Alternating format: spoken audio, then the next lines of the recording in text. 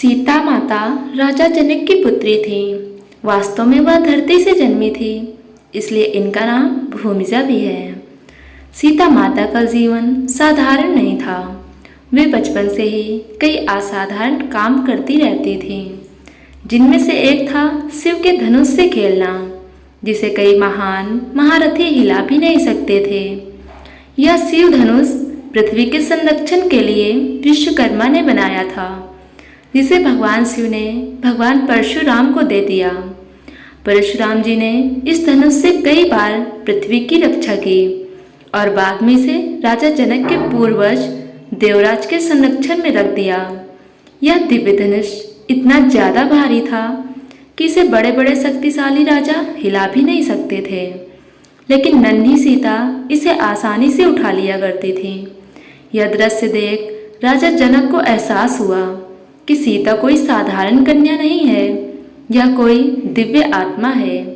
इसलिए उन्होंने बाल्यकाल से ही निश्चय कर लिया कि वे सीता का विवाह किसी साधारण मनुष्य से नहीं करेंगे।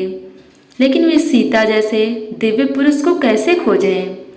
यह सवाल उन्हें अक्सर सताता था। तब उन्हें ख्याल आया कि वे सीता स्वयंवर, स्वयंवर का अर्थ यह होता है, इसमें कन्या स्वयं अपनी इच्छा अनुसार अपने लिए पति का चुनाव कर सकती है, का आयोजन करेंगे, जिसमें यह शर्त रखी जाएगी कि जो धनुर्धारी शिव के इस महान दिव्य धनुष पर प्रत्यंचा चढ़ाएगा वो ही सीता के योग्य समझा जाएगा। शर्त के अनुसार सभी राज्यों के राजाओं को स्वयंवर का निमंत्रण दे दिया गया। यह निमंत्रण अयोध्या भी जाता है, लेकिन अयोध्या के राजकुमार राम गुरु वशिष्ठ के साथ वन में रहते हैं और वहां से एक सभा दर्शक के तौर पर स्वयंवर का हिस्सा बनते हैं। प्रतियोगिता शुरू होती है और कई बड़े बड़े राजा उठकर आते हैं, लेकिन शिव के इस दिव्य धनुष को हिला भी नहीं पाते।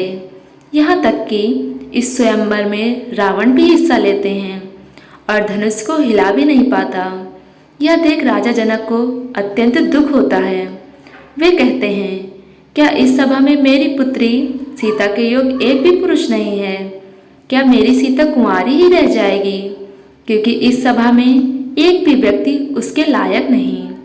जिस धनुष को वो खेल खेल में उठा लेती थी, उसे आज इस सभा में कोई हिला भी नहीं पाया। प्रत्यंचा तो बहुत दूर की बात है। जनक के द्वारा कहे शब्द लक्ष्मण को अपमान के बोल लगते हैं और लक्ष्मण को बहुत क्रोध आता है। वे अपने भैया राम को प्रतियोगिता में हिस्सा लेने का आग्रह करते हैं, लेकिन राम मना कर देते हैं कि हम सभी यहाँ केवल दर्शक मात्र हैं। राजा जनक के ऐसे करुण वचन सुनकर गुरु वशिष्ठ राम से स्वयंवर में हिस्सा लेने का आदेश देते हैं।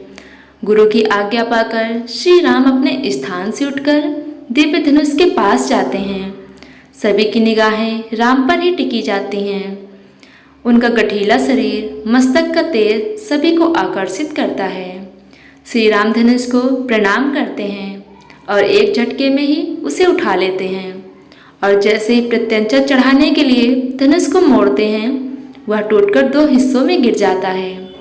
इस प्रकार शर्त पूरी होती है और सभी तरफ से फूलों की वर्षा होने लगती है। देवी देवता भी आकाश से राम पर फूलों की वर्षा करते हैं।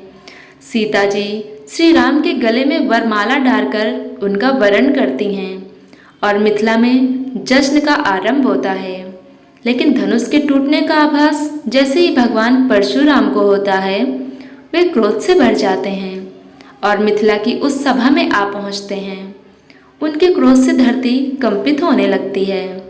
लेकिन जैसे श्री राम ने भगवान परशुराम के चरण स्पर्श कर क्षमा मांगते हैं, भगवान परशुराम समझ जाते हैं कि वास्तव में राम एक साधारण मनुष्य नहीं, अपितु भगवान विष्णु का अवतार हैं और वे अपने क्रोध को खत्म कर सिया राम को आशीर्वाद देते हैं।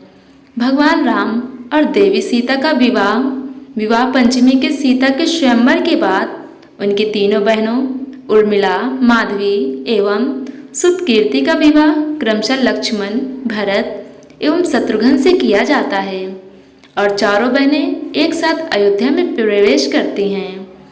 श्री राम से विवाह के बाद पहली रात में जब देवी सीता दुखी होकर बैठी हुई थी, तब भगवान राम उनसे इस दुख का कारण पूछते हैं। तब सीता जी कहने लगी, प्रभु आप तो राजकुमार हैं और राजकुमार की तो कई पत्नियां होती हैं, आपकी भी होंगी, और तब आप मुझे भूल जाएंगे। तब श्री राम अपनी पत्नी सीता को वचन देते हैं कि वे कभी दूसरा विवाह नहीं करेंगे, सदैव अपनी एक पत्नी के साथ ही जीवन व्यतीत करेंगे। श्री राम अपनी पत्नी सीता को विवाह की पहली रात यह वचन देते हैं, जिसे सुन सीता स्तब्ध रह जाती हैं। श्री राम अपने इस वचन का आजीवन निर्वाह करते हैं। जब किन्हीं कारणों से सीता और राम का विच्छेद हो जाता है, तब भी मर्यादा पुरुषोत्तम राम अपने वचन का पालन करते हैं और दूसरा विवाह नहीं करते। इस प्रकार भगवान राम और देवी सीता मर्यादा का एक नया इतिहास रचते हैं और अपने जीवन से मनुष्य जाति को पति पत्नी के धर्म का बोध कराते हैं। इस तरह यह पौराणिक कथाएं मनुष्य को धर्म का आधार बताती हैं एवं सही गलत का बोध कराती हैं। यह थी माता सीता के स्वयंवर की कथा, जिसके बाद उनके जीवन का नया संघर्ष प्रारंभ होता है और वे दोनों विकट से विकट स्थिति में एक दूसरे का साथ देते हैं और मनुष्य जाति को पति पत्नी धर्म सिखाते हैं। आपको वीडियो पसंद आई हो तो वीडियो को लाइक करें और चैनल को सब्सक्राइब करें। धन्यवाद।